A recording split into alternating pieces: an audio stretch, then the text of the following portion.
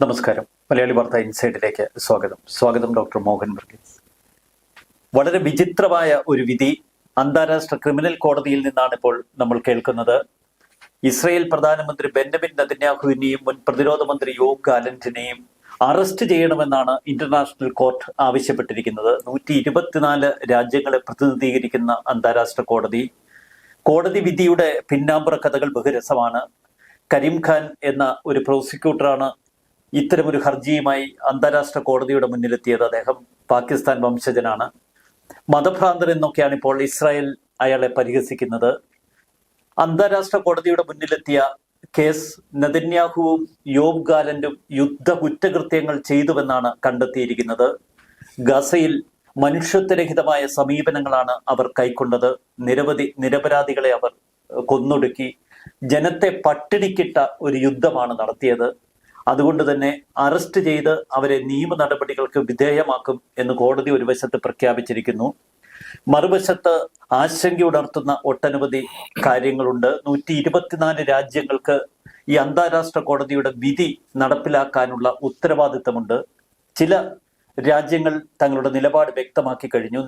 Netherlands തങ്ങളുടെ മണ്ണിൽ നെതന്യാഹുവോ Yoav ഗാലന്റോ കാലുകുത്തിയാൽ ഞങ്ങൾ അറസ്റ്റ് ചെയ്യുമെന്ന് പ്രഖ്യാപിച്ചു. എന്നാൽ അന്താരാഷ്ട്ര ക്രിമിനൽ കോടതിയിൽ അംഗത്വമെടുക്കാത്ത അമേരിക്ക ശക്തമായ നിലപാടെടുത്തു. ഈ വിചിത്ര വിധി ഞങ്ങൾ തള്ളിക്കളയുന്നു. അവരുടെ പരമാധികാര രാഷ്ട്രത്തെ സംരക്ഷിക്കാനുള്ള ഉത്തരവാദിത്തമുള്ള രാഷ്ട്രത്തലവനാണ് നെതന്യാഹു. ഈ വിധി പരമ പുച്ഛത്തോടെ അവഗണിക്കുന്നുവെന്നാണ് ഇപ്പോൾ അമേരിക്ക വ്യക്തമാക്കിയിരിക്കുന്നത്. ഇന്റർനാഷണൽ ക്രിമിനൽ കോർട്ടിൽ പങ്കാളിത്തമില്ലാത്ത ഇന്ത്യയും ചൈനയും റഷ്യയും ഒന്നും നിലപാട് വ്യക്തമാക്കിയിട്ടില്ല.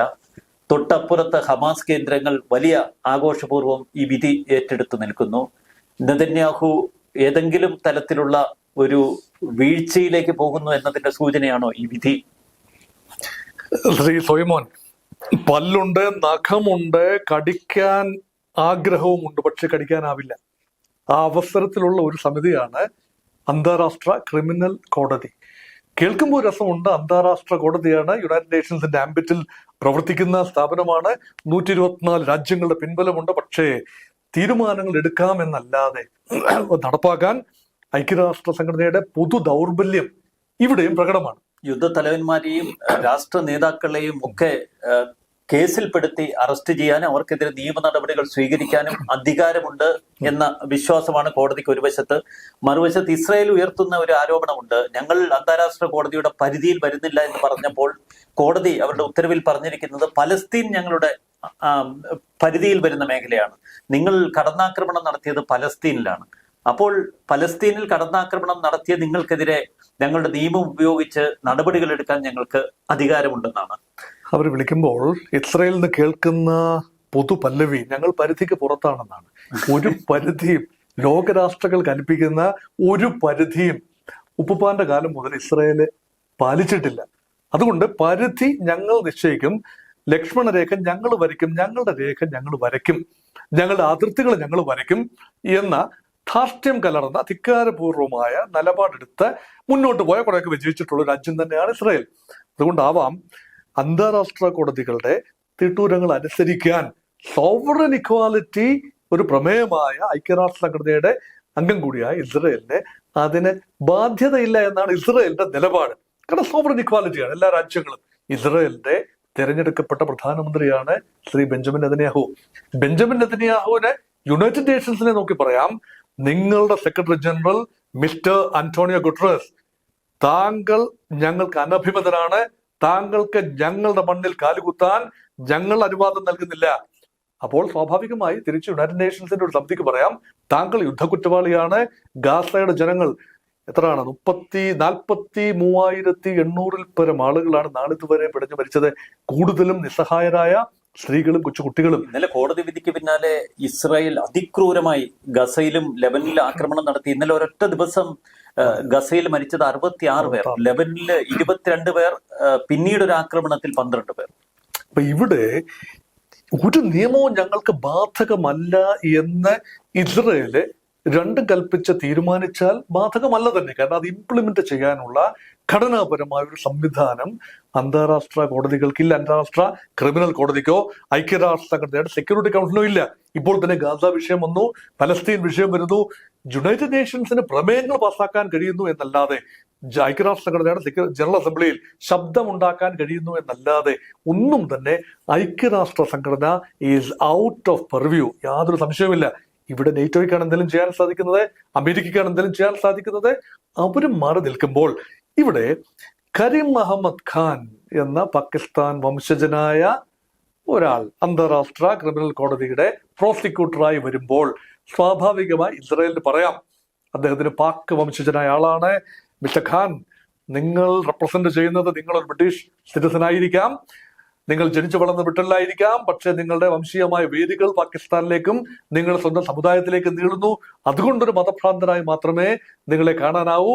നിങ്ങളുടെ ജൽപ്പനങ്ങൾക്ക് ഞങ്ങൾ പുല്ലുവിലയെ കൊടുക്കുന്നുള്ളൂ എന്ന് ഇസ്രായേലിന് പറയാൻ കഴിയുന്നത് അതുകൊണ്ടാണ്. കാരണം ഇസ്രായേൽ എപ്പോഴും പിൻബലം നൽകാൻ അമേരിക്കയുണ്ട്. ഓർക്കൂ, ബ്രിട്ടീഷ് ഗവൺമെന്റിന് ഇതിന്റെ മേൽ നിയന്ത്രണം നേരിട്ടില്ലെന്ന് ഓർക്കണം. ഇത് അന്താരാഷ്ട്ര കോടതിയിൽ വരുമ്പോൾ ഒരു വ്യക്തി എന്ന നിലയിലാണ് അദ്ദേഹം ആ കോടതി സംവിധാനത്തിന്റെ ഭാഗമായിരിക്കുന്നത്. അദ്ദേഹത്തിൽ അർപ്പിച്ച ഒരു നിലപാട് പറഞ്ഞു, പുട്ടിനെ അറസ്റ്റ് ചെയ്യാൻ പറ്റുമോ? ബ്രസീലിൽ പുട്ടിൻ വരേണ്ടതാണ്, അറസ്റ്റ് ചെയ്യാനൊന്നും പറ്റില്ല. ലൂയി ഇനേഷ്യോ ലാല ഡിസിൽവ എന്ന ബ്രസീലിയൻ പ്രസിഡന്റ് പറഞ്ഞു, mister Putin you are welcome, G20 summit ആണ്. പക്ഷെ അദ്ദേഹത്തിന് ചില പ്രത്യേക കാരണങ്ങളാൽ പോകാൻ സാധിച്ചില്ല. അദ്ദേഹം എന്റെ കാരണം പറയുകയും ചെയ്തു. ആരെയും പ്രകോപിപ്പിക്കുന്ന ഒരു നിലപാടല്ല. പക്ഷേ ന്യൂഡൽഹിയിൽ വന്നാൽ അന്താരാഷ്ട്ര കുറ്റവാളിയായി പല രാജ്യങ്ങളും പ്രഖ്യാപിച്ച വ്ളാഡിമിർ പുടിനെ അറസ്റ്റ് ചെയ്യാനാവുമോ? ആവില്ല. ഇത് പറയാമെന്നല്ലാതെ അന്താരാഷ്ട്ര കോടതിക്കൊക്കെ ഉത്തരവിടാമെന്നും ക്രിമിനൽ കുറ്റവാളിയാണെന്നും രാജ്യത്തലവനെ കുറിച്ച് പറയാമെന്നല്ലാതെ നടപ്പാക്കി എടുക്കാനുള്ള ഘടനാപരമായ സംവിധാനമോ സൈന്യങ്ങളോ വേർവിറ്റലോ ഇല്ല. പക്ഷെ 124 രാജ്യങ്ങളിൽ ഏതെങ്കിലും ഒരു രാജ്യത്തേക്ക് നെതന്യാഹുവോ യോവ് ഗാലന്റോ യാത്ര ചെയ്താൽ വേണമെങ്കിൽ അവരെ അറസ്റ്റ് ചെയ്യാം, അന്താരാഷ്ട്ര കോടതിക്ക് അവരെ കൈമാറാം. അതിന്റെ അപകട സാധ്യത അങ്ങനെ മുന്നിൽ ഒരു വശത്ത് നിൽക്കുന്നു. മറുവശത്ത് അർജന്റീന പോലുള്ള രാജ്യങ്ങൾ പച്ചയ്ക്ക് ഈ വിധി പരിഹസിച്ചു തള്ളുകയും ഒപ്പം ഇസ്രായേലിനെ ചേർത്ത് വെക്കുകയും ചെയ്യുന്നു. ഇസ്രായേൽ മാധ്യമങ്ങൾ പറയുന്നത് കയ്യടിക്ക് വേണ്ടിയുള്ള ഒരു ബ്ലോക്ക് ബസ്റ്റർ വിധി എന്നാണ്. ഇത് കയ്യടി മാത്രമാണ്. ഇത് കുറെ ഹൈപ്പ് ഉണ്ടാക്കാമെന്നല്ലാതെ ഈ വിധി കൊണ്ട് എന്ത് വിലയാണുള്ളത്? എലിപ്പത്തായം തുറന്നു വെച്ചതിന് ശേഷം, എലിപ്പത്തായം എന്ന ബോർഡും കൂടെ വെച്ചതിന് ശേഷം എലി അതിൽ കയറാൻ തയ്യാറാകുമോ? അപ്പം അവിടെ എലികളൊക്കെ ഇപ്പോൾ വലിയ എലികളല്ല, പെരിച്ചാഴികളായി മാറിയിരിക്കുന്നു. പുടിൻ ഒരു വ്യക്തിയല്ല, ഒരു പ്രസ്ഥാനമാണ്. Kim Jong ഉന്നിനെ നിയന്ത്രിക്കാനാവുന്നുണ്ടോ? ഇത്രയെല്ലാം പറയുമ്പോഴും കിം ജോങ് ഉൻ യാത്ര ചെയ്ത് ഇവിടെയെല്ലാം പോയിരിക്കുന്നു. അദ്ദേഹം കരമാർഗമേ യാത്ര ചെയ്യൂ, അദ്ദേഹം കടലിലൂടെയും ആകാശമാർഗവും യാത്ര ചെയ്യില്ല. പക്ഷേ റഷ്യൻ മണ്ണിൽ പോകുന്നു, ചൈനീസ് മണ്ണിൽ വരുന്നു, സിംഗപ്പൂരിൽ വരെ വരുന്നു, അദ്ദേഹത്തെ തൊടാനാവുന്നില്ല. അപ്പൊ ഇത് പറയാമെന്നല്ലാതെ അതിനേക്കാൾ വലിയൊരു കുറ്റവാളിയെ കാണാനാവില്ലല്ലോ. മനുഷ്യാവകാശ ലംഘനങ്ങൾക്ക് പേര് കേട്ട കുപ്രസിദ്ധനായ നോർത്ത് കൊറിയൻ ഏകാധിപതി കിം ജോങ് ഉന്നിനെ തൊടാനാവുന്നില്ല. ഇപ്പൊ ഇങ്ങനെയുള്ള ഒരു പരിധിക്കപ്പുറം വളർന്ന, അത് പുടിൻ ആയിക്കൊള്ളട്ടെ, ഇസ്രായേലിലെ പ്രധാനമന്ത്രി പക്ഷേ പുടിന്റെ ഗണത്തിലോ കിം ജോങ് ഉന്നിന്റെ ഗണത്തിലോ പെടുന്ന ആളല്ല. അദ്ദേഹം ഒരു ജനാധിപത്യ ക്രമമാണ് ഇസ്രായേലിൽ. ഇസ്രായേലിനെ കുറിച്ച് ആരെല്ലാം എന്തെല്ലാം പറഞ്ഞാലും ശരി, അവിടെ സ്വന്തം കസേരയ്ക്ക് ഉറപ്പില്ലാത്ത ഒരാളാണ് മിസ്റ്റർ ബെഞ്ചമിൻ നെതന്യാഹു. അതിന് ഉറപ്പുണ്ടാക്കാൻ വേണ്ടിയുള്ള കളികളാണ് ഒരുപക്ഷെ ബെഞ്ചമിൻ നെതന്യാഹു നടത്തിക്കൊണ്ടിരിക്കുന്നത്. പുടിൻ അതിനുള്ള ആവശ്യമില്ല, അദ്ദേഹം ഫേംലി സീറ്റഡ് ആണ്. പക്ഷെ ഏത് നിമിഷവും ആ ഒരു ഹോട്ട് സീറ്റിൽ ഇരിക്കുന്ന ബെഞ്ചമിൻ നെതന്യാഹുവിന് സ്ഥാനചലനം ഉണ്ടാകാം. അതുകൊണ്ട് അദ്ദേഹത്തിന് പരാജയപ്പെടാനാവില്ല. അദ്ദേഹം നടത്തുന്ന ഒരു നീക്കവും പരാജയപ്പെടാനാവില്ല. 1 വർഷത്തിലേറെയായി ബന്ദിമോചനം നീണ്ടുപോവുകയാണ്. അദ്ദേഹത്തിന് സ്വന്തം ജനതയോട്, ഇസ്രായേലി പൗരന്മാരോട് കണക്ക് ബോധിപ്പിക്കേണ്ടതുണ്ട്. അതുകൊണ്ടാണ് പറയുന്നത്, Israeli prime minister high risk കാറ്റഗറിക്കാരനാണ്. അത് യുണൈറ്റഡ് നേഷൻസിന് മുമ്പിൽ അല്ല, മറിച്ച് സ്വന്തം ജനതയുടെ മുമ്പിൽ he is a high risk category. ഏത് നിമിഷവും കസേര ഇറക്കപ്പെടാം. അത് മാത്രമല്ല, യോവ് ഗാലന്റ് അദ്ദേഹം കുറ്റവാളിയാണ്. ഈ അദ്ദേഹത്തിന്റെ വാർ ടൈം ക്യാബിനറ്റിലെ വിദേശകാര്യ മന്ത്രി, പ്രതിരോധത്തിന് ചുമതലയുള്ള, സൈന്യത്തിന് ചുമതലയുള്ള മന്ത്രി കൂടിയാണ് യോവ് ഗാലന്റ്. അദ്ദേഹത്തെ പുറത്താക്കി കഴിഞ്ഞു. അദ്ദേഹവും കുറ്റവാളിയാണെന്നാണ് പറയുന്നത്. ഇപ്പോൾ ഈ അന്താരാഷ്ട്ര ക്രിമിനൽ കോടതിയുടെ വിധിയെ കാണുന്നത് ഇസ്രായേൽ മാത്രമല്ല, മറ്റുള്ള രാജ്യങ്ങളും ഇപ്പോൾ വിലയിരുത്തുന്നത് ജനാധിപത്യ ക്രമത്തിൽ പ്രവർത്തിക്കുന്ന ഒരു ഭരണകൂടത്തിന്റെ തലവനെ ഒരുപക്ഷെ ആദ്യമായാവാം ഇത്തരത്തിലൊരു അന്താരാഷ്ട്ര കോടതി ശിക്ഷിക്കുന്നത്. തീർച്ചയായും ഇതൊരു C on the one side you are talking about celebrating democracy. അവിടെ ജനങ്ങളുടെ ഹിതമാണ്, ഇസ്രയേലിലെ ജനങ്ങളുടെ ഹിതമാണ്. നമ്മൾ ഇഷ്ടപ്പെടുന്നുണ്ടെങ്കിലും ഇല്ലെങ്കിലും ബെഞ്ചമിൻ നെതന്യാഹു പ്രധാനമന്ത്രിയാണ് എന്നത് ജനഹിതമാണ്. പക്ഷേ റഷ്യയെക്കുറിച്ച് അങ്ങനെ നമുക്ക് പറയാനാവില്ല. അവിടുത്തെ തെരഞ്ഞെടുപ്പുകൾ ഏതാണ്ട് പൂർണ്ണമായി പ്രഹസനമാണ്. ഇസ്രായേലിലെ തെരഞ്ഞെടുപ്പുകൾ പ്രഹസനമല്ല. അവിടുത്തെ പൊളിറ്റിക്കൽ സ്പെക്ട്രം വെർട്ടിക്കലി ഡിവൈഡഡ് ആണ്. പക്ഷേ റഷ്യൻ പ്രസിഡന്റ് വ്ളാഡിമിർ പുടിനെ പോലെ ഒരാൾ, ഇപ്പം തത്വത്തിൽ ജനാധിപത്യ രാജ്യമാണ് റഷ്യ, അവിടെ തെരഞ്ഞെടുപ്പുണ്ട് അല്ലെ, അവിടെ കിം ജോങ്ങിന്റെ കാര്യത്തിൽ ഒന്നും ബാധകമല്ല. അവിടെ ജനാധിപത്യ ക്രമത്തെക്കുറിച്ച് ആണയിടുന്ന ലോക വ്യവസ്ഥിതി, ഇപ്പൊ കമ്മ്യൂണിസ്റ്റ് സിസ്റ്റം പോലും പറയുന്നത് ഞങ്ങൾ ജനാധിപത്യപരമായി അല്ലെ, ഉൾപാർട്ടി ജനാധിപത്യം, അതിൽ കൂടി ഡെമോക്രാറ്റിക് സെൻട്രലിസത്തിൽ കൂടി തെരഞ്ഞെടുക്കപ്പെടുന്ന പാർട്ടി ജനറൽ സെക്രട്ടറിയും എക്സിക്യൂട്ടീവ് പ്രസിഡന്റുമാണ് ഷീ ജിൻപിങ് എന്ന് ചൈന പോലും പറയുന്നു.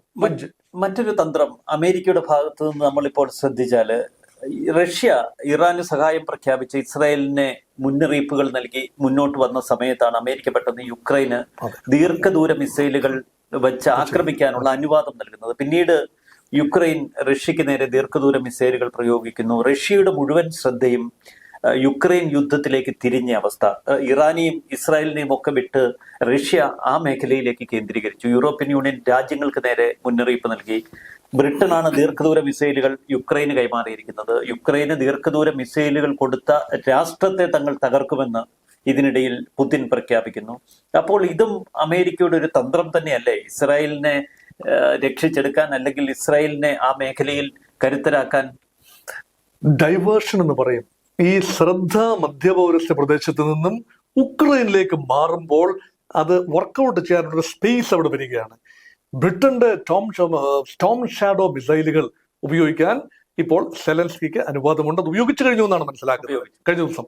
അതുപോലെ അമേരിക്കയുടെ മിസൈലുകൾ ഉപയോഗിക്കാനുള്ള അനുവാദം, അറ്റാക്കോം മിസൈലുകൾ ഉപയോഗിക്കാനുള്ള അനുവാദം അമേരിക്കയും കൊടുത്തു. അത് ബൈഡൻ അഡ്മിനിസ്ട്രേഷൻ കൊടുത്തു. അപ്പം ഉക്രൈൻ വളരെ സന്തോഷത്തിലാണ്. അതും അണയാൻ പോകുന്നതിന് മുമ്പുള്ള ആളിക്കത്തൽ മാത്രമാണ് ഉക്രൈനെ സംബന്ധിച്ചിടത്തോളം. പുടിൻ ഇത് നോക്കിയിരിക്കുകയാണ്. അതായത് ട്രംപ് അമേരിക്കയിൽ അധികാരത്തിൽ വരുന്ന ആ നിമിഷം the global narratives will change, American preferences will change. അവിടെ ഒരു പേഴ്സണൽ ഡിപ്ലോമസി അവിടെ ടേക്ക് ഓവർ ചെയ്യാൻ പോവുകയാണ്. ബൈഡന്റെ ഒരു നയതന്ത്രമായിരിക്കില്ല ട്രംപിൻ്റെത്. അതുകൊണ്ട് ഈ ഒരു സമയം ഉപയോഗിച്ചുകൊണ്ട് തന്നെ ബൈഡൻ അഡ്മിനിസ്ട്രേഷന്റെ അവസാന തന്ത്രമാണ്, ഇപ്പോഴത്തെ അവസാന തന്ത്രം എന്ന് പറയുന്നത്, റഷ്യയുടെ ശ്രദ്ധ പൂർണ്ണമായി ഉക്രൈനിൽ തളച്ചിടുക, ഇറാനിലേക്ക് ശ്രദ്ധ പതിയാതെ ഇരിക്കുക, ഇസ്രായേലിലേക്ക് ശ്രദ്ധ പതിയാതിരിക്കുക. അത് ഞങ്ങൾ വേണ്ട രീതിയിൽ കൈകാര്യം ചെയ്തുകൊള്ളാം, അല്ലെങ്കിൽ കടിച്ചതുമില്ല പിടിച്ചതുമില്ല എന്ന മട്ടിൽ പോകും അമേരിക്കയ്ക്ക്. അതുകൊണ്ട് ഇത് അമേരിക്കയുടെ ഒരു സ്ട്രാറ്റജി ആയിട്ട് മാത്രമേ എനിക്ക് കാണാനാവൂ. അതുകൊണ്ട് ഇത് ബൈഫർക്കേറ്റ് ചെയ്യുക, ഈ രണ്ട് യുദ്ധങ്ങളെയും ബൈഫർക്കേറ്റ് ചെയ്ത് നിർത്താനുള്ള ബൈഡൻ അഡ്മിനിസ്ട്രേഷന്റെ, ട്രംപിന്റെ താല്പര്യമല്ല, അമേരിക്കയുടെ താല്പര്യമല്ല, ബൈഡൻ അഡ്മിനിസ്ട്രേഷന്റെ താല്പര്യമാണ് ഇങ്ങനെ ഒരു ടേൺ ഓഫ് ഇവന്റ്സ് ഉണ്ടാകാനുള്ള. പക്ഷേ ബൈഡൻ ദുർബലനാണ് എന്ന് നമ്മൾ പറയുമ്പോഴും അമേരിക്കയുടെ ഒരു പ്രത്യേകതയുണ്ട്. പ്രസിഡന്റ് സ്വതന്ത്ര തീരുമാനങ്ങൾ എടുക്കും, ശക്തനാണെങ്കിലും അമേരിക്കൻ ജനതയുടെ വികാരത്തിനൊപ്പം മാത്രമേ ട്രംപിനും യാത്ര ചെയ്യാൻ കഴിയൂ. ട്രംപ് എത്തുന്നതിന് മുൻപ് ഒരു ദേശീയ അവബോധം അമേരിക്കൻ ജനതയെ മാനസികമായി ഇത്തരമൊരു യുദ്ധഘട്ടത്തിലേക്ക് ബൈഡൻ ഭരണകൂടം തയ്യാറെടുപ്പിക്കുന്നതാവുമോ ഇക്കാര്യങ്ങൾ? അമേരിക്കയുടെ ജനതയുടെ പൊതുവികാരമായിരുന്നു യുദ്ധം അവസാനിപ്പിക്കുക എന്നത്. അത് ട്രംപ് പറഞ്ഞതാണ് ശരിയെന്ന് ഭൂരിപക്ഷം അമേരിക്കക്കാരും വിധി എഴുതിയതുകൊണ്ടാണ്. ട്രംപ് ബിസിനസ്സുകാരനായതുകൊണ്ടോ പണക്കാരനായതുകൊണ്ടോ അല്ല. ട്രംപിന് സമാധാനം കൊണ്ടുവരാൻ കഴിയും. അമേരിക്കയിലെ നികുതിദായകരുടെ പണം അനാവശ്യമായി മധ്യപൗരസ്ത്യ പ്രദേശത്തോ ഉക്രൈനിലോ ചെലവഴിക്കാനില്ല. We cannot fight somebody else's battle. We have our own problem within our home. അതുകൊണ്ട് ഞങ്ങൾക്ക് പണമില്ല എന്ന ജനത്തിന്റെ ഒരു ചിന്തയോടൊപ്പം നിന്നയാളാണ് മിസ്റ്റർ ഡൊണാൾഡ് ട്രംപ്. അതാണ് അദ്ദേഹത്തിന്റെ വിജയ കാരണവും. അതുകൊണ്ട് ഈ ബൈഡൻ ഇപ്പോൾ ജനഹിതം അനുസരിച്ചാണ്, അമേരിക്കയിലെ ജനങ്ങളുടെ ഉത്കടമായ ആഗ്രഹമാണ് ഇറാനെ തകർക്കുക, അല്ലെങ്കിൽ പിന്നെ ഇസ്രായേലിനെ രക്ഷിച്ചെടുക്കുക. അതുമല്ലെങ്കിൽ അത് ജൂയിഷ് ലോബിയുടെ താല്പര്യമാണ്, അമേരിക്കയുടെ ജനങ്ങളുടെ മൊത്തം താല്പര്യമല്ല. അത് മാത്രമല്ല, ഉക്രൈന് വേണ്ടി നമ്മൾ ആഞ്ഞു നിൽക്കുക, റഷ്യ ഒരു പാഠം പഠിപ്പിക്കുക, ഇതൊന്നും അമേരിക്കയുടെ ജനങ്ങളുടെ മൊത്തം താല്പര്യമായി കരുതാനാവില്ല. ഇപ്പോഴത് ബൈഡൻ അഡ്മിനിസ്ട്രേഷന്റെ പ്രിറോഗറ്റീവ് എന്ന് വേണമെങ്കിൽ പറയാം. അദ്ദേഹമാണ് ഇൻകംബന്റ്. 2025 ജനുവരി 20 വ്ളാദിമിർ സെലൻസ്കി എന്ന ജൂതന് കൃത്യമായ അജണ്ട ഒരുക്കി കൊടുക്കുന്നത് ഒരു പക്ഷേ അമേരിക്കയിൽ നിന്ന് തന്നെയല്ലേ? തീർച്ചയായും ആ ജൂത ലോബി തന്നെ ആയിരിക്കും അവിടെയും അവിടെ ജൂത ലോബിയുടെ താല്പര്യം അത് ഡീപ് സ്റ്റേറ്റ് അമേരിക്കയാണ്. ജൂത ലോബിയെ മാറ്റി നിർത്തി ട്രംപിനാകട്ടെ ബൈഡനാകട്ടെ ഒരു പ്രസിഡന്റിനും അമേരിക്കയിൽ മുന്നോട്ട് പോകാൻ ആവില്ല. അത് വാസ്പ് western white Anglo Saxon Protestant interest, ആ ഇൻട്രസ്റ്റ് റെപ്രസെന്റ് ചെയ്യാൻ രണ്ടു കൂട്ടരും ബൈഡൻ ക്യാമ്പ് ആകട്ടെ ട്രംപ് ക്യാമ്പ് ആകട്ടെ ഡെമോക്രാറ്റുകളാകട്ടെ റിപ്പബ്ലിക്കൻസ് ആകട്ടെ താല്പര്യപ്പെട്ടെങ്കിലേ പറ്റൂ, വേറെ വഴിയില്ല. പക്ഷെ അതിനുള്ളിൽ ഒരു ഫൈനൽ ആസ്പെക്റ്റിൽ നയതന്ത്രപരമായ തൻ്റെതായ ഒരു മാർഗം വെട്ടിത്തുറക്കാൻ ധൈര്യം കാണിച്ച ഒരാളാണ് ഡൊണാൾഡ് ട്രംപ്. പക്ഷേ ട്രംപിന് പഠിക്കുകയാണോ ബൈഡൻ എന്ന സംശയം ഇപ്പൊ തോന്നുന്നു. കാരണം താൻ ദുർബലനല്ല എന്ന് തെളിയിക്കാൻ ഒരു ആക്രമണമല്ലാതെ റഷ്യയെ ആക്രമിക്കാൻ ഞങ്ങൾ അറ്റക്കം മിസൈല് കൊടുത്തു എന്ന് അവസാനം ചരിത്രത്തിൽ ഇടം പിടിപ്പിക്കാനുള്ള ബൈഡന്റെ അവസാന ശ്രമം മാത്രമാണ് ഇപ്പോൾ കാണുന്നത്. അതിന് പിന്നിൽ കാര്യമായ ഒരർത്ഥം, അതിന് പുറത്തൊരർത്ഥം കാണാനില്ല. അല്ല എങ്കിൽ പുടിൻ ഇങ്ങനെ അല്ല പ്രതികരിക്കേണ്ടത്. പുടിൻ അറിയാം ഈ 2 മാസം കടന്നു പോകും, അതിനുശേഷം വരാനിരിക്കുന്നത് മറ്റൊരു ക്രമമാണ് എന്ന ബോധ്യമാണ് ഒരുപക്ഷെ പുടിനെ മാത്രമല്ല ഇറാനിയൻ ലീഡേഴ്സിനെയും ഭരിക്കുന്നത്. അവിടെ ആരാണ് ലീഡർ എന്ന് എനിക്കിപ്പോ സംശയമുണ്ട്. അയത്തുള്ള അലി ഖൊമേനി ശരശയ്യയിലല്ല, പക്ഷെ ശയ്യയിലാണ്. അത് എത്രത്തോളം ആരോഗ്യം അദ്ദേഹത്തിനുണ്ട്, ഓർമ്മശക്തിയുണ്ട് എന്നതിനെ കുറിച്ചും എനിക്ക് വലിയ നിശ്ചയമില്ലാത്തത് കൊണ്ട് അവര് എല്ലാം സംയമനം പാലിക്കുന്നു. ഇറാനും റഷ്യയും ഇപ്പോൾ സംയമനം പാലിക്കുന്നു എന്ന് തന്നെയാണ് ഞാൻ കരുതുന്നത്. ഇസ്രായേൽ യുദ്ധം ഇപ്പോൾ 412 ദിവസത്തിൽ എത്തി നിൽക്കുമ്പോൾ ഒരു വശത്ത് ലെബനനിൽ 3538 ആളുകളാണ് മരിച്ചു വീണിരിക്കുന്നത്. ഇപ്പുറത്ത് ഗാസയിൽ 43,500 ആളുകൾ. ഈ അവസാന ഘട്ടത്തിൽ അല്ലെങ്കിൽ ഒരു അവസാന ഘട്ടത്തിൽ എത്തിയോ യുദ്ധഗതി എന്ന് നമുക്ക് അറിയില്ല. ഇസ്രായേലിന്റെ വിജയം തന്നെയാണോ ഇപ്പോൾ പൊതുവെ ലോകം കാണുന്നത്? ഇസ്രായേലിന്റെ വിജയം എന്നതിനേക്കാൾ പ്രധാനം ഇസ്രായേലിനെ ഡിക്റ്റേറ്റ് ചെയ്യുന്ന ചില ടേംസ് ഉണ്ട്. ഇവിടെ ആ ടേംസിന് ഉപരിയായിട്ടാണ് അപ്രതീക്ഷിതമായി ഒക്ടോബർ 7, 2023 ഗസയിൽ നിന്നുമുള്ള ഹമാസിന്റെ ആക്രമണം ഇസ്രായേലിലേക്ക് സംഭവിക്കുന്നതും 1200 പേര് മരിക്കുന്നതും. അത് ഇസ്രായേലിന്റെ കണക്ക് പുസ്തകത്തിൽ ഇല്ലാതെ പോയി. ജർമ്മൻ ഹോളോകോസ്റ്റിന് ശേഷം, ഹിറ്റ്ലറുടെ കാലത്തെ ജൂത കൂട്ടക്കൊലയ്ക്ക് ശേഷം ആദ്യമായിട്ടാണ് 1000-ലധികം യഹൂദന്മാർ ഒറ്റയടിക്ക് എലിമിനേറ്റ് ചെയ്യപ്പെടുന്നത്. അത് നിസ്സാരമായി കാണാൻ ഇസ്രായേലിന് കഴിയില്ല. അതുകൊണ്ട് തന്നെ അവരുടെ ഡ്രോയിങ് ബോർഡിലേക്ക് ഇസ്രായേൽ തിരിച്ചുപോയി പുതിയ ഒരു തന്ത്രം, പുതിയ പ്രയോറിറ്റീസ്. അതിലെ വലിയ ഹൈ പ്രയോറിറ്റിയായി നമ്മൾ കാണുന്ന ബന്ദികളുടെ മോചനമാണ്. പക്ഷെ ആത്യന്തികമായ ഇസ്രായേലിന്റെ നാഷണൽ സിവിലൈസേഷണൽ ഇൻട്രസ്റ്റ്, അത് പൊളിറ്റിക്കൽ ഇൻട്രസ്റ്റ് മാത്രമല്ല, ഇസ്രായേലിന്റെ അൾട്ടിമേറ്റ് ഇൻട്രസ്റ്റ് ഫോർ എക്സിസ്റ്റൻസ് ഇവിടെ ഇൻവോൾവ് ആണ്. അതാണ് എൻഡ് ഗെയിം പൊളിറ്റിക്സ് എന്ന് പറയുന്നത്. ഇവിടെ ബെഞ്ചമിൻ നെതന്യാഹു അല്ല, മറ്റാരാണ് ഇസ്രായേലിന്റെ പ്രധാനമന്ത്രിയെങ്കിലും ഏതാണ്ട് ഇതേ രീതിയിൽ തന്നെ മാത്രമേ പ്രതികരിക്കാനാവും. കാരണം അത് ദേശീയ താല്പര്യമാണ്. ആ താല്പര്യത്തിനകത്ത് ശാശ്വതമായ സമാധാനം ഉണ്ടാകണം എങ്കിൽ തങ്ങളുടെ ലക്ഷ്യങ്ങൾ അത് വളരെ വ്യക്തമാണ്. Hamas, Hezbollah, Houthis, Shia militias in Damascus and Beirut, അവിടെ എല്ലാമുള്ള ഷിയ മിലിഷ്യാസ്, ഇതിനെ മുഴുവൻ എലിമിനേറ്റ് ചെയ്യണം. വീണ് കിട്ടിയ അവസരമായി ആണ് ഇപ്പോൾ ഇസ്രായേൽ അതിനെ, അല്ലാതെ ഒരു അശനിപാതം പോലെ തങ്ങളുടെ മേൽ ഇത് വന്ന് ഭവിച്ചു എന്നല്ല. ഇപ്പോൾ നൗ ഓർ നെവർ ഏറ്റവും അനുകൂലമായ സാഹചര്യമായി ഇസ്രായേൽ കാണുന്നു. അവിടെ നാശനഷ്ടങ്ങൾ ഉണ്ടാകുമെന്ന് അറിഞ്ഞുകൊണ്ട് തന്നെയാണ് അവിടെ ഇറാൻ രംഗത്ത് വരുമെന്നുള്ളത് പ്രീഎംപ്റ്റ് ചെയ്ത് കഴിഞ്ഞ ഇസ്രായേൽ എത്രയോ മുൻപ് തന്നെ അതെല്ലാം അറിഞ്ഞുകൊണ്ട് തന്നെയാണ് ചെയ്യുന്നത്. അതുകൊണ്ട് ഇസ്രായേലിന്റെ ലക്ഷ്യങ്ങൾ പൂർത്തിയായി എന്ന് ഇസ്രായേൽ വിശ്വസിക്കുന്ന ഒരു ഘട്ടം വരുമ്പോൾ മറ്റാരുടെയും പ്രേരണയില്ലാതെ അവിടെ ബെല്ലിട്ട പോലെ, ക്ലിപ്പിട്ടതുപോലെ അവിടെ നിൽക്കും യുദ്ധം. അതാണ് അതിന് ട്രംപിന്റെ വരവ് ഒരു കാറ്റലിസ്റ്റായി വേണമെങ്കിൽ പുറത്തു പറയാൻ കഴിയും. ട്രംപ് അച്ചായൻ പറഞ്ഞതുകൊണ്ട് ഞങ്ങൾക്ക് പിന്മാറി എന്ന് വേണമെങ്കിൽ പറയാൻ പറ്റും. ഇന്റർനാഷണൽ ക്രിമിനൽ കോടതിയുടെ വിധി പുറത്തു വന്നതിന് തൊട്ട് പിന്നാലെ ലോകം മറ്റൊരു അത്ഭുതം പോലെ നോക്കി നിൽക്കുന്ന ഒരു ദൃശ്യം, ഇസ്രയേൽ ബാൽബക്കിനും അപ്പുറത്ത് ബെയ്ത്ത് കേന്ദ്രീകരിച്ച് നടത്തിയ ഒരു ആക്രമണത്തിൽ ഏറ്റവും അത്യാധുനിക സ്കൈലാബ് ആളില്ല ഡ്രോണുകൾ ഉപയോഗിക്കുന്നു. അതിന്റെ പ്രത്യേകത, ഈ ഡ്രോണുകൾ തെരഞ്ഞുപിടിച്ച് കൃത്യമായി ശത്രുവിനെ കണ്ടെത്തി അവിടെ വളരെ പ്രിസിഷൻ ആക്രമണങ്ങൾ നടത്തുന്നു. അതാണ് ഏറ്റവും ഒടുവിൽ. അപ്പോൾ ആവനാഴിയിൽ ഇപ്പോഴും ഇതുപോലെ അത്ഭുതങ്ങൾ വിതറുന്ന ആയുധങ്ങളുമായാണ് ഇസ്രായേലിന്റെ നിൽപ്പ്. ഈ മറ്റ് രാജ്യങ്ങളെക്കാൾ ഒരു 20 വർഷമെങ്കിലും മുന്നിലാണ് ഇസ്രയേൽ അത് പ്രിയംറ്റീവ്നെസിന്റെ കാര്യത്തിലാകട്ടെ, പ്രഹരശേഷിയുടെ ഷാർപ്നെസിന്റെ കാര്യത്തിലാകട്ടെ, അതിനെ കിടപിടിക്കാവുന്ന CIA മാത്രമേ ഉള്ളൂ, അമേരിക്കൻ CIA മാത്രമേ ഉള്ളൂ. അതുകൊണ്ടാണ് അബട്ടബാദിൽ ഒളിച്ചിരുന്ന ബിൻ ലാഡനെ അമേരിക്ക കൃത്യമായി ടാർഗറ്റ് ചെയ്തതും അവിടേക്ക് വന്നതും.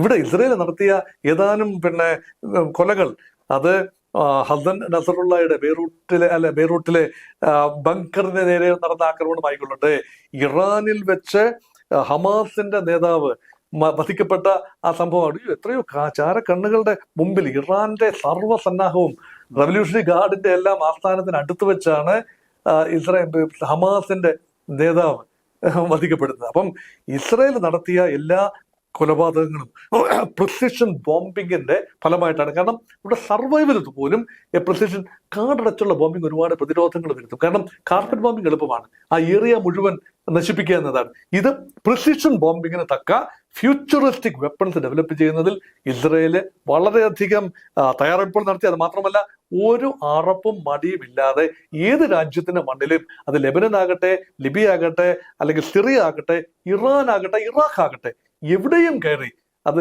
ഖത്തർ ഒഴിച്ചുള്ള മറ്റെല്ലാ ഇടങ്ങളിലും, ഖത്തറിൽ വേണമെങ്കിൽ ആക്രമണം നടത്താമായിരുന്നു. ദോഹയിൽ ഇവരെല്ലാം, ഹമാസിന്റെ നേതാക്കളെല്ലാം തമ്പടിച്ചിരുന്ന ദോഹയിൽ ആക്രമണം നടത്താമായിരുന്നു. പക്ഷേ അത് ഒരു തന്ത്രപരമായി ഒഴിവാക്കി ഇസ്രായേൽ ആക്രമണം നടന്ന ഒരു കാഴ്ചയാണ് കണ്ടത്. അതിൽ അത്ഭുതങ്ങളൊന്നും തന്നെ ഇല്ല. ശത്രു നിഗ്രഹങ്ങളിലൂടെ ലോകത്ത് അത്ഭുതം സൃഷ്ടിച്ചിട്ടുള്ള മൊസാദിന്റെ നേർക്ക് തന്നെയാണ് ഇപ്പോൾ അലി ഖമനേയി വിഷബാധയേറ്റ് കിടക്കുമ്പോഴും വിരൽ ചൂണ്ടപ്പെടുന്നത്. വളരെ നന്ദി ശ്രീ ഡോക്ടർ മോഹൻ വർഗീസ്. നന്ദി, നമസ്കാരം.